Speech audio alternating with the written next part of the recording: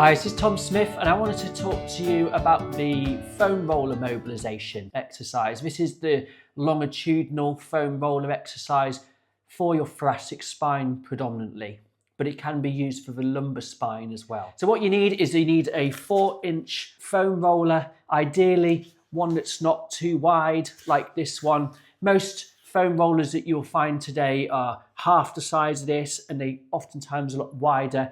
Stay away from or trying to avoid using this exercise with the foam rollers that have the bobbly bits or the nodules, which are more designed for myofascial release and trigger point work, that type of thing. Not very comfortable for this exercise. As an osteopath, what we do manually is mobilize the thoracic spine in clinic. And we obviously do that with our hands. It can be a combination of thoracic mobilizations, or it can be through manipulation where we create the clicking and popping sounds that releases the pressure within the joints.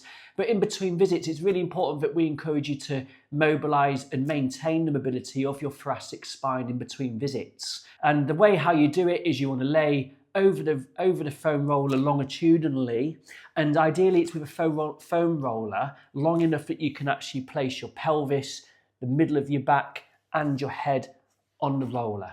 So with the thoracic mobilization longitude is you want to take a deep breath in, breathe out, and then roll your shoulder off the roller. Breathing in and return. So it's nice and slow and controlled. Breathing out.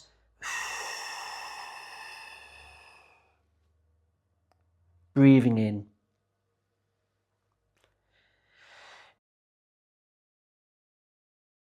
Now for the lumbar spine, we can do exactly the same thing, but we just want to drop the hip itself.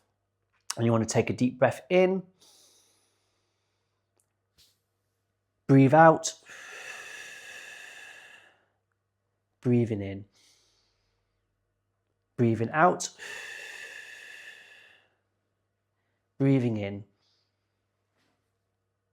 Try and do this exercise 10 times.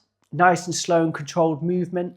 So that's the longitudinal foam roller mobilization. Try and do this before your stretches and then obviously before your corrective exercise routine. Try no more than about 10 repetitions. Nice, slow, controlled movement.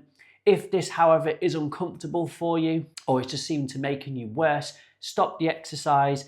Let me know at your next appointment. And obviously just to remember, if you do have anything underlying or you know that you've got brittle bones, it might not be the best exercise to use. And if you've got a really stiff thoracic spine and your spine is really rounded, you might find this challenging to lay over the foam roller.